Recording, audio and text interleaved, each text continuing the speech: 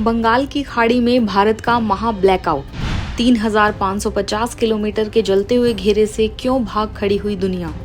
भारत के अग्नि-अस्त्र की एक दहाड़, बीजिंग से लेकर इस्लामाबाद तक सन्नाटा। भारत का सूर्य अस्त्र तैयार। अदृश्य दीवार के पीछे क्या पका रहा है भारत। एक मिसाइल टेस्ट से क्यों कांप उठ रही है दुनिया की महाशक्तियां।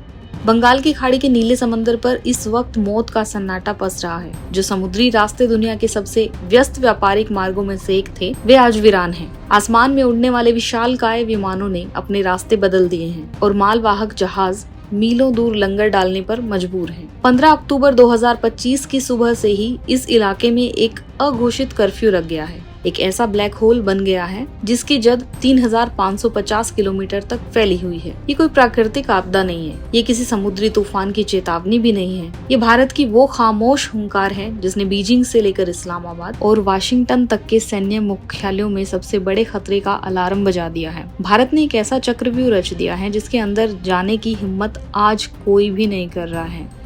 और इस चक्रव्यूह के केंद्र से उठने वाली वो ज्वाला जो दुनिया में शक्ति संतुलन के सारे समीकरणों को हमेशा के लिए बदलकर राख कर सकती है। पर्दे के पीछे जो खबर छन कर आ रही है वो ये है कि भारत अपने सबसे विनाशकारी, सबसे रहस्यमयी और सबसे शक्तिशाली अस्त्र का एक ऐसा टेस्ट करने वाला है जो दुनिया को हैरान कर देगा। चीन पाकिस्तान की हालत खराब कर देगा और अमेरिका को हैरानी में डाल देगा। भारत इस ब्रह्मास्त्र का परीक्षण करने के लिए तैयार है। भारत के इस एक कदम ने दुनिया के जियोपॉलिटिकल नक्शे पर भूचाल ला दिया है। क्या है बंगाल की खाड़ी का ये 3,550 किलोमीटर का मौत का घेरा? तो आखिर ये पूरा माजरा क्या है? क्यों दुनिया की सबसे बड़ी शिपिंग कंपनियां और एयरलाइंस बंगाल की खाड़ी के इस हिस्से को नो गो जोन मानकर चल रही है? चलिए इस रहस्यमय घेरे की गुत्थी को सुलझाते हैं।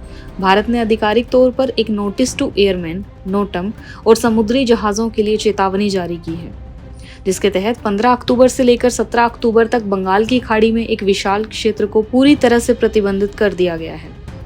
अब आप इस क्षेत्र के आकार का अंदाजा लगाइए। 3,550 किलोमीटर, ये दूरी दिल्ली से मॉस्को की दूरी से भी ज्यादा है।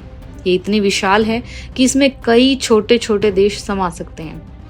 जब कोई देश इतने बड़े समुद्री और हवाई क्षेत्र को बंद करता है तो इसका एक ही मतलब होता है, वो किसी ऐसी चीज का परीक्षण करने वाला है जो हजारों किलोमीटर तक का सफर पलक झपकते ही तय कर सकती है। ये किसी छोटी मोटी मिसाइल या रॉकेट का परीक्षण नहीं है, ये एक अंतर महाद्वीपीय बैलिस्टिक मिसाइल ICBM के आगमन का ऐलान है।